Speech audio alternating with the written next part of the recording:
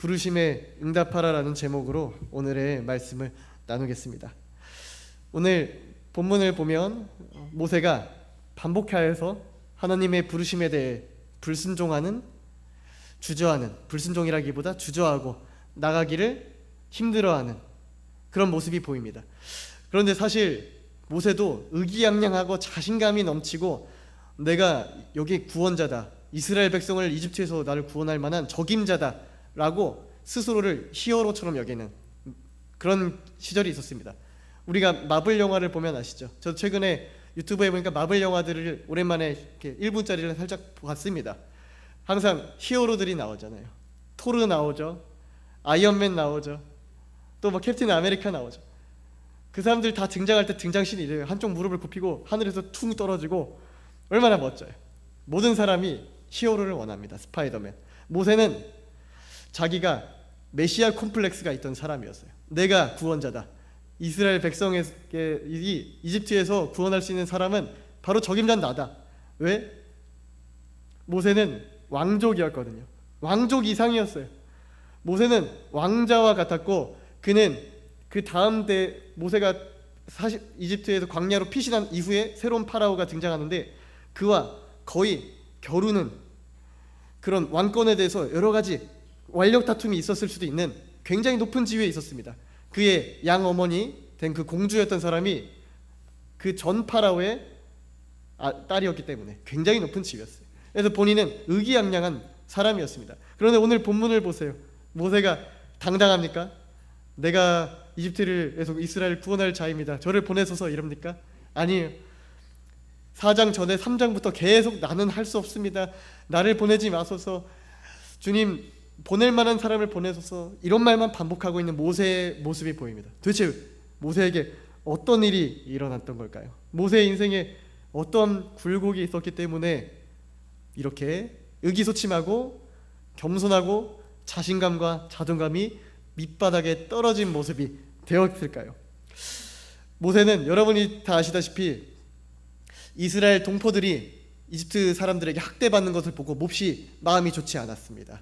어려서부터 본인의 친어머니 요게벳에게 계속 모유 수유를 받으며 양육받았죠. 너는 분명히 이스라엘 사람을 구원해야 돼, 너는 이집트 사람이 아니고 나중에 이 히브리 민족들을 너가 구원해야 돼 라는 그런 사명을 교육받았을 겁니다. 그 마음을 가지고 모세가 40세가 되던 날 왕궁 근처를 거닐다 보니 이스라엘 백성이 너무 과하게 학대를 받는 걸 보면서 의분이 처음에 일어났다가 그것이 조급한 의협심으로 바뀝니다. 주변 살펴봤습니다. 우발적인 범죄이기도 하지만 계획적이었어요.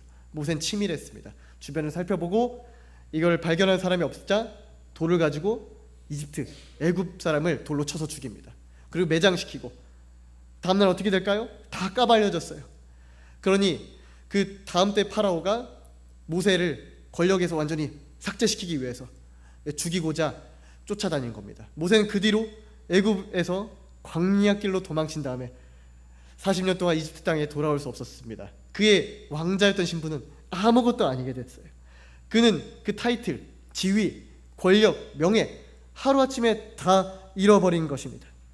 그의 이름의 뜻은 모세는 건져내는 자. 그가 갈대 상자에 띄어져서 죽음의 강 나일강에 둥둥 떠다닐 때 그는 건지움을 받았습니다.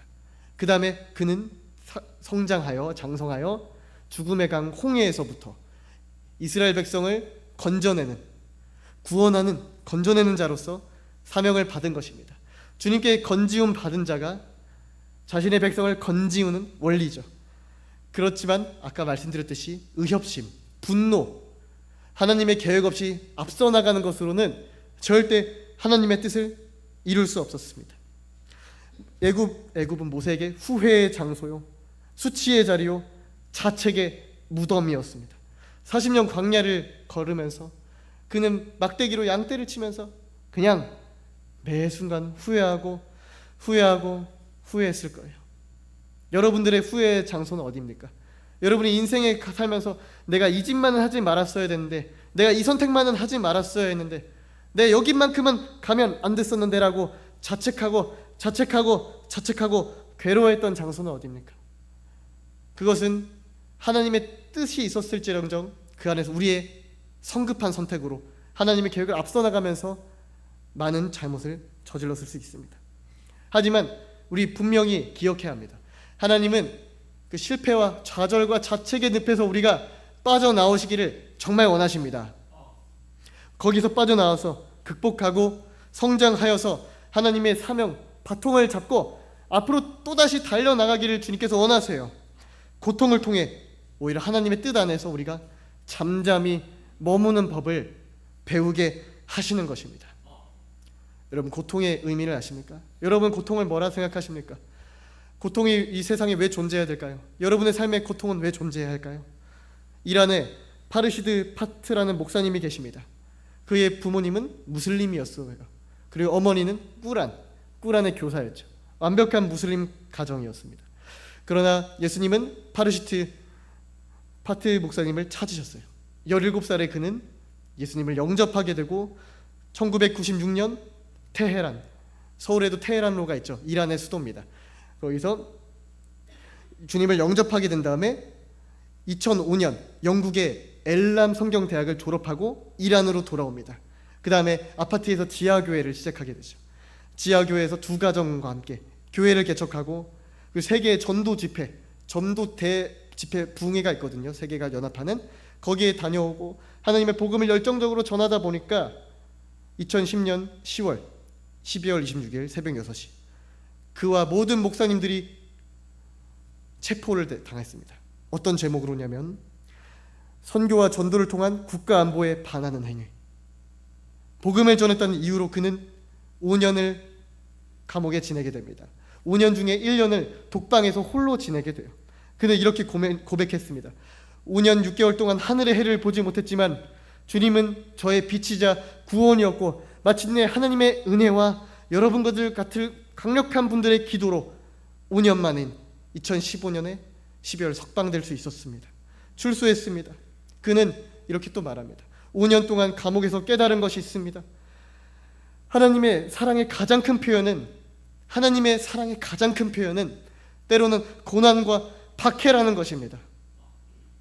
왜냐하면 그 고난을 통해 이란의 지하교회는 수백 교회로 급성장했기 때문입니다. 여러분, 지금 전 세계에서 가장 기독교가 부흥하고 있는 국가가 어딘지 아십니까? 이란입니다. 100만 기독교인이 거기서 일어나고 있어요. 이미 일어났어요. 예수님을 박해하는 무슬림 국가에서도 주님은 역사하고 계십니다. 하나님의 가장 큰 사랑의 표현은 분명하게 명백하게 고통과 박해입니다. 고난은 명백한 하나님의 도구입니다. 그것이 필요한 이유는 우리는 예수 그리스도와 함께 십자가에 못 박혔잖아요.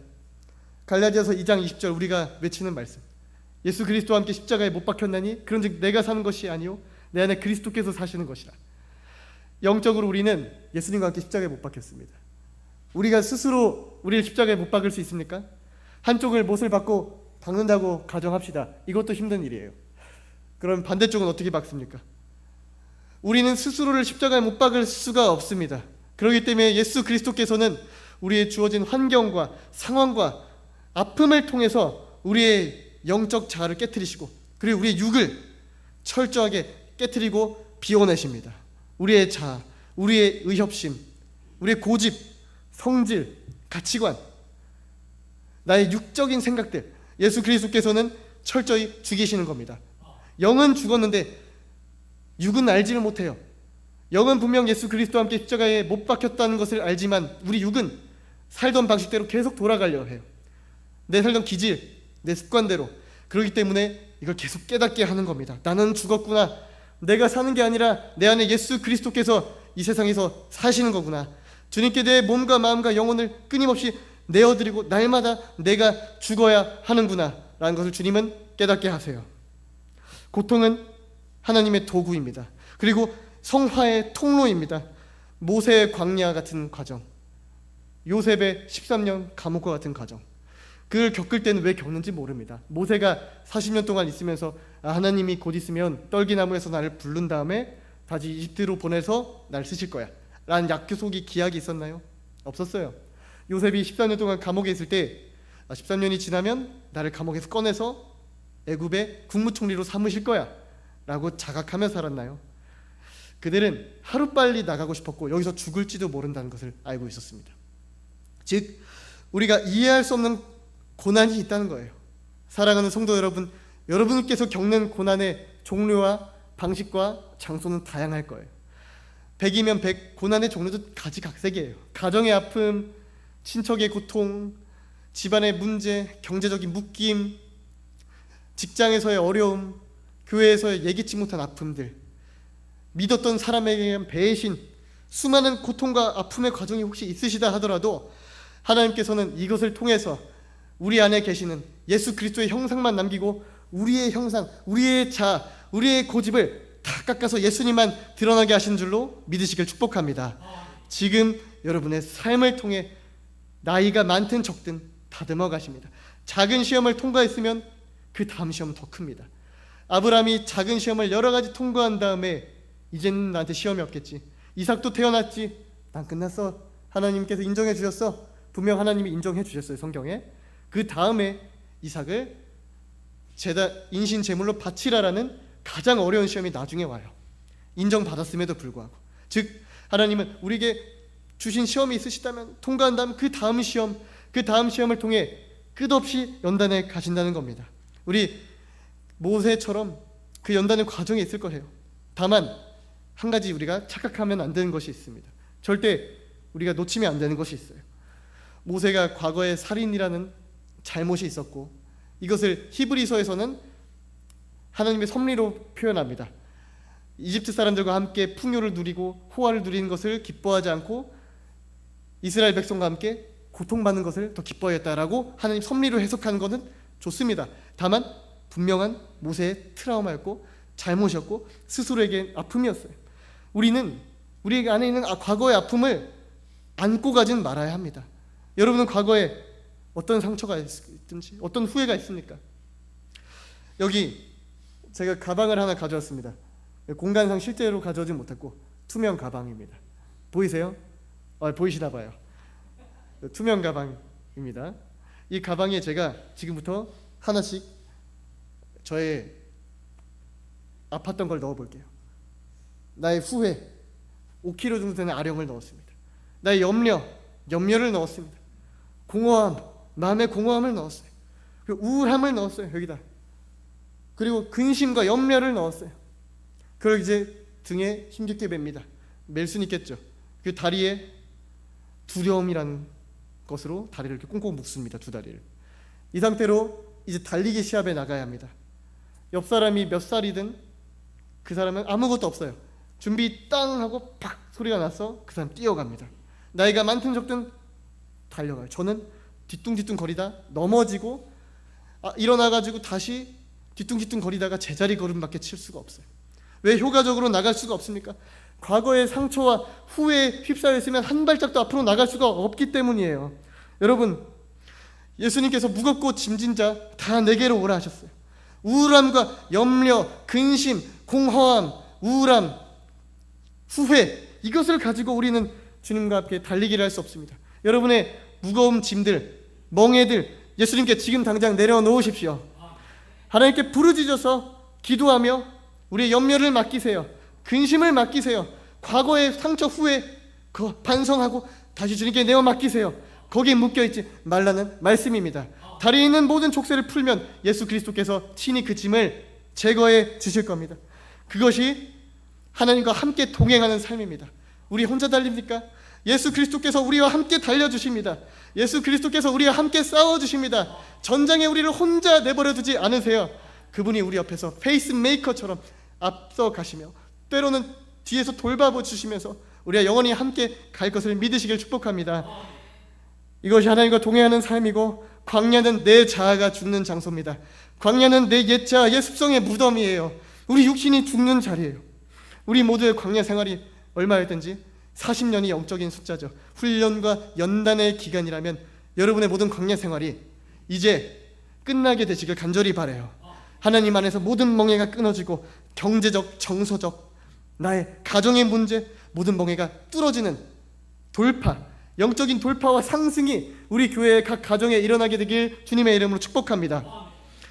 모세는 그럼에도 불구하고 과거를 기억하고 부르심에 주저합니다.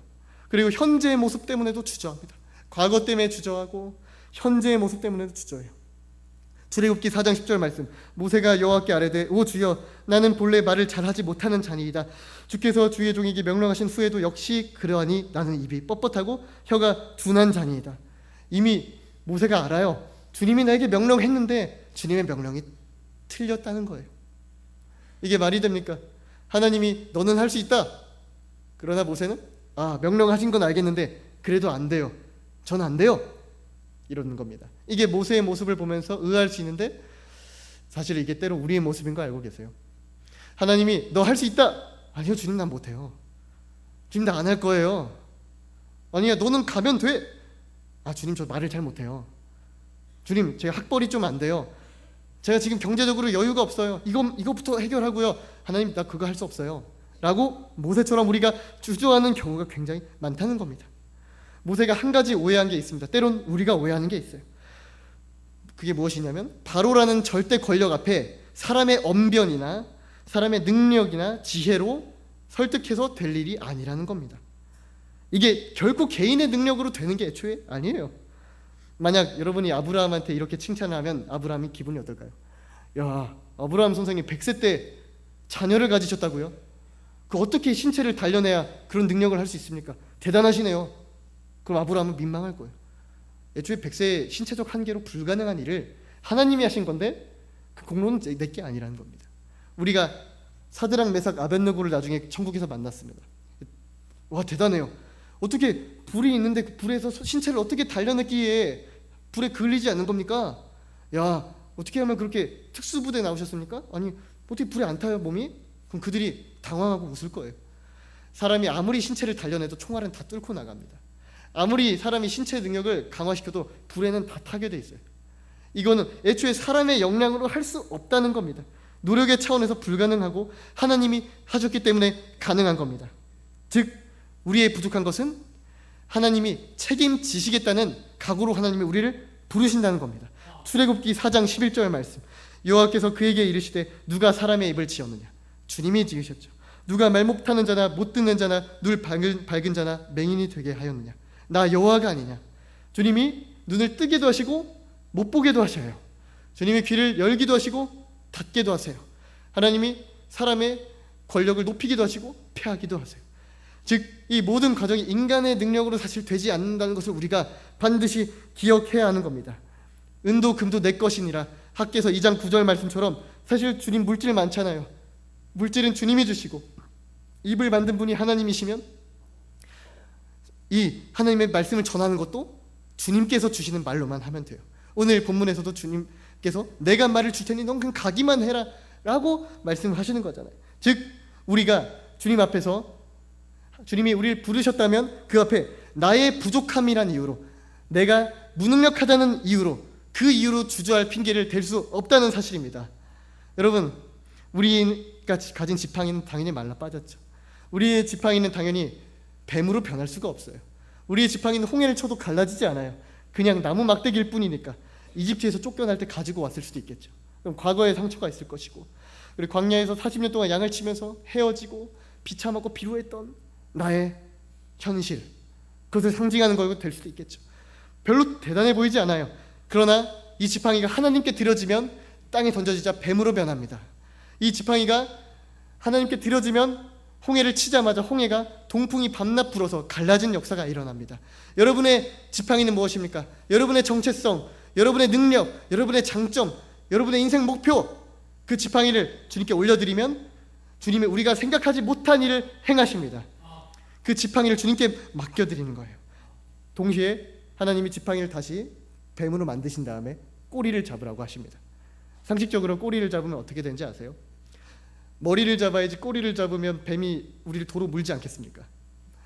그러니까 이것 또한 비상식적인 명령이에요. 모세는 하나님께서 이 일을 순종하시는지를 테스트 받는 장면인 것입니다. 다시 잡고 나면 지팡이로 바뀌어요. 모세는 이를 보면서 아무리 권능이 나타나도 절대 교만할 수 없었을 거예요. 나의 비루함과 비참함이 담긴 지팡이고 하나님께서 역사하셔야지만 기적이 일어나니까 말입니다. 즉 우리는 하나님이 보내신 자리에 어떻게 반응하느냐가 더 중요합니다. 우리의 능력보다, 여러분의 지위보다, 학벌보다, 능력보다 여러분이 가진 믿음과 하나님에 대한 태도가 훨씬 중요한 것입니다. 하나님께서 오늘 여러분을 부르시는 자리가 있습니까? 그 자리가 낮을 수도 있고 남들이 몰라주는 자리일 수도 있어요. 그 자리가 있다면 여러분께서 핑계댈 것 없이 하나님이 가라 하시는 그 분량까지 우리에게 비춰주시는 그 앞까지 나아가시는 여러분 되시기를 축복합니다. 그 자리까지는 주님께서 반드시 책임을 져주시니까요. 내 발의 등이요, 우리 발 앞까지 비춰주세요. 그 모든 걸 알려주시지 않더라도 한 걸음 한 걸음 인도하시는 은혜가 있다는 것입니다. 주님께 부름받은 자들의 공통점을 보겠습니다. 모세를 통해 보겠습니다. 그들은 믿음 좋고 훌륭한 사람들의 특징, 경건해 보입니다. 야, 저 사람 믿음이 참 좋아. 저 사람 어떻게 굳건하고 어떻게 저 거룩하고 경건한 삶을 살 수 있을까? 이런 생각을 하기 마련이에요. 사실 전혀 그렇지 않습니다. 믿음의 사람들이 다 임무화하는 말은 그들은 자신의 연약함을 아는 자들이었습니다. 출애굽기 4장 13절의 말씀, 이 고백을 그들은 한 번씩 이상은 했을 거예요. 모세가 이르되 오 주여 보낼 만한 자를 보내소서.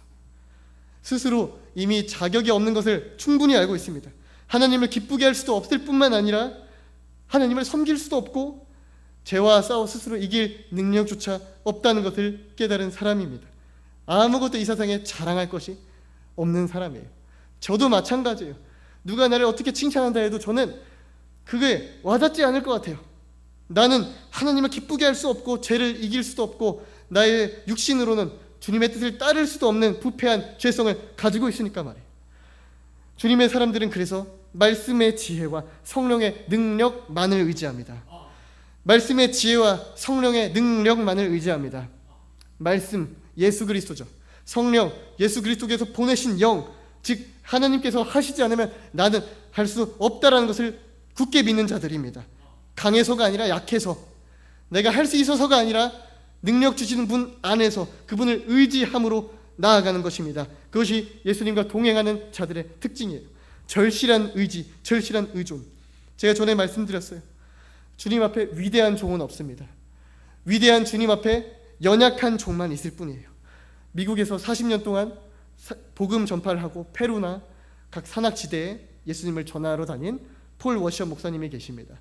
이분은 40년 동안 본인이 사역한 소감을 이렇게 말해요.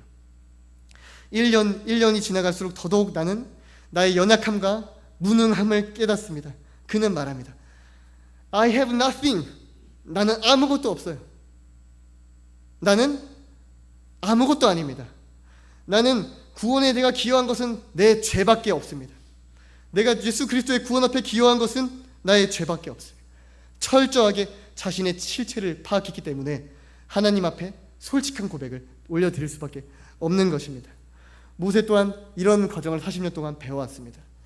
물론 육체적으로 광야의 지리를 배웠겠죠. 이곳에 가면 뱀이 많구나, 이곳에 가면 물을 구할 수 있구나, 이곳에 가면 햇빛이 너무 뜨겁구나, 이곳은 밤에 다녀야 되는 곳이구나, 이런 생태학적 지리학적인 이해를 배웠겠죠. 하지만 영적으로는 나는 아무것도 아니구나, I have nothing. 민족을 구하기 위해 선택받은 자인 줄 알았는데, 내가 메시아인 줄 알았는데 나는 메시아가 아니고 실패자였구나. 나는 왕자란 타이틀도 없고 권력도 없고 내 가족과 친척도 다 잃어버렸구나. 즉 자신의 한계를 경험하고 체감하고 철저하게 깨 부서지는 과정을 겪은 것입니다. 최근에 박영선 목사님의 어떤 설교를 봤습니다. 그분이 겸손에 대해 이렇게 이야기합니다. 겸손에 대한 다양한 견해가 있겠지만 이것도 충분히 저는 묵상하게 되더라고요. 겸손을 사람이 떠는 거지, 겸손을 하려고 하는 거지, 겸손해지는 것은 하루아침에 되지 않습니다. 수만 번의 실수, 수천 번의 실수를 통해서 나보다 더 못난 사람이 없구나, 나보다 더 정말 못나고 약하고 미련하고 실수가 많고 연약한 자가 더 없구나 라는 것을 수만 번 철저하게 깨달아야 겸손해질 수 있다고 합니다. 이걸 뼛속까지 골수에까지 박히고 박혀야 비로소 겸손해진다고 하는 거죠. 한 60세 환갑이 되어야 겸손해질 수 있다고 합니다. 이게 절대적인 진리는 아니겠지만 이만큼 겸손이라 하는 것은 우리 중심에 자아 내부 깊숙이 뿌리 박히기 어려운 것이란 거죠. 하나님은 그래서 우리에게 누구든지 나를 따라오려거든 자기 자신을 부인하고 자기 십자가를 지고 따를 것이라, 무능력함과 무기력함을 철저하게 인정하는 거예요. 그리고 하나님께 절박하게 간절하게 매일매일 나아가는 거예요. 즉 하나님의 연단은 오직 하나님만 바라보고 우리의 시선을 육신에서 떼고 하나님께 고정시키는 데 있다는 것입니다. 하나님이 우리를 연단하세요. 주님의 능력의 손 아래로 낮추십니다. 즉 여기서 한 가지 진리를 깨달을 수 있습니다. 낮아지는 것이 능력입니다. 높아지는 것이 아니라 낮아지는 때가 하나님이 일하시는 때입니다. 낮아지는 순간이 하나님의 기도 응답의 때라는 것입니다. 즉 기도 응답과 하나님의 일하심 역사를 우리가 체험하고자 한다면, 그 타이밍을 우리가 기다린다면, 그것은 우리가 낮아지기를 간절히 간구하고 부르짖어서 주님 앞에 우리를 철저히 깨트리고 회개하는 그때가 주님의 때라는 것입니다. 여러분, 주님의 때를 기다리십니까? 오늘 우리가 낮아지기를 선택하십시오. 오늘 주님 앞에 내가 아무것도 아님을 고백하십시오. 그리고 주님만 의지함으로 매일매일의 부르짖는 기도가 필요한 것입니다. 제가 만약 11월이 너무 바쁘니까, 11월이 너무 바쁩니다. 그러면 3일 동안만 밥을 저희가 먹겠습니다. 11월 3일만 밥을 먹고 그 다음에 한 달 동안 밥을 먹지 않겠습니다. 너무 피곤하니까, 너무 바쁘니까 밥을 다 땡겨서 먹을게요. 어떻게 될까요? 한 4일차 되면 저녁이 되기도 전에 몹시 배가 고플 겁니다. 밥은 단기간에 모아서 축적해서 먹을 수가 없습니다. 즉 기도와 말씀의 영적 양식도 마찬가지입니다. 우리가 기도를 하지 않으면 3일 동안 몰아서 하고 나머지는 기도를 하지 않겠다는 방식으로 나아가면 금방 영적 기력은 소진될 거예요. 매일의 부르짖음이 필요하고요. 그리고 우리 기도가 생각이 되어야 돼요. 그리고 우리 생각이 기도가 되어야 돼요. 이 원리를 여러분 경험하시겠습니까? 경험하셨습니까? 기도가 생각이 되는 거예요. 그리고 또한 내 일상의 생각이 기도로 채워지는 거예요. 날마다 예수님과 동행하며 주님의 뜻이 내 안에 펼쳐지고 다듬어지고 주님의 뜻이 나의 뜻이 되는 것이 진정한 일상의 기도이고 주님과 동행하는 과정이 되는 것이죠. 이것이 우리에게 필요한 것입니다. 우리 번아웃이 올 때가 있습니다. 그때 억지로 견디면 되는 게 아닙니다. 번아웃이 오고 스트레스 받고 나는 할 수 없을 것 같고 지치고 하루하루를 감당하기가 너무 왜 이렇게 괴로운지 지치는지 그럴 때가 있지 않습니까? 그때 물론 쉬어야 합니다. 엘리야가 잠깐 쉬었던 것처럼 우린 분명 쉬어야 되고 주님의 사랑 안에 머물러야 해요. 하지만 그 다음에 부르짖어서 성령 충만함을 구해야 합니다. 일어나야 해요. 다시금 나아가기 위해 성령 충만함이 필요합니다. 공허함, 주님께 제가 맡겨놓으라고 말씀드렸잖아요. 공허함과 우울함, 좌절해서 주님을 부르짖음으로 우리가 일어나야 하는 것입니다. 감정이 나의 우상이 되지 않기 위해서. 우리 모두가 기적을 기다리고 있습니다. 기적. 다음 증후군의 치유, 악인의 심판, 교회의 부흥, 개인적인 기도의 응답, 부흥을 기다리고 있습니다. 하지만 하나님께서는 이것을 기다리기보다 더 먼저 기다리시는 것이 있어요. 무엇이냐면 주님은 우리가 예수님 앞에 똑바로 선 진실된 믿음의 한 영혼 되시기를 먼저 기다리고 계세요. 좌로 우로 흔들리지 않고 어떤 고난이 와도 주님께 먼저 매달릴 수 있는 믿음의 기도자이며 거룩함, 구별됨을 목숨 걸고 지키는 자 되기를 주님 먼저 기다리고 계십니다. 왜 그렇습니까? 아십니까? 주님 앞에 기적은 순간이기 때문이에요. 주님의 기적은 마음만 먹으시면 순식간에 이루어질 수 있어요. 문제가 되지 않습니다. 다만 하나님께 훈련받아 철저하게 하나님께 순종하는 사람, 하나님을 사랑하는 사람, 자신을 쳐서 복종하는 제자는 오랜 기간이 걸쳐서 완성되기 때문입니다. 오래 걸려요. 그래서 하나님은 오랜 시간 동안 모세와 같은 한 사람을 찾으십니다. 양이 문제가 아니에요. 세계에서 가장 큰 교회가 한국에 있잖아요. 40만 성도가 있는 여의도 순복음교회, 그리고 한국의 서울의 광장에서 100만 명의 성도가 이상이 모였다고 합니다. 한국의 교인이 부족합니까? 주님이 보시기에 한국교회 양을 탓하지는 않으실 거예요. 주님이 한국교회를 책망하실 때 양을 절대 탓하지 않으세요. 양 충분해요. 한국교회만큼 믿음 좋은 교인이 없어요. 한국교회만큼 열정적인 교인이 없어요. 한국교회만큼 새벽기도 열심히 하는 나라가 없어요. 새벽기도가 있는 나라 자체가 별로 없어요. 한국교회만큼 이렇게 건물마다 간판마다 십자가가 달린 나라가 없어요. 한국을 보면서 주님은 양을 가지고 슬퍼하지 않으실 겁니다. 다만 주님은 질을 따지실 겁니다. 한국 교인의 도덕성이 어떤지를 보실 거예요. 한국 교인의 목회자들의 도덕성과 양심이 어떠한지를 보실 거예요. 교회 안에서 마음이 그렇게 뜨거운데 세상에 나가면 이를 따라가지를 못해요. 교회 안에서 부르짖는 것이 있는데 삶에서는 그 짠맛, 세상 사람들이 볼 만큼 감동할 만큼의 짠맛이 없을 때 주님은 질을 보실 거예요. 요한계시록의 7교회를 심판하실 때 주님은 다양한 것들을 인정하셨습니다. 다만 사대교회를 향해서 책망하셨어요.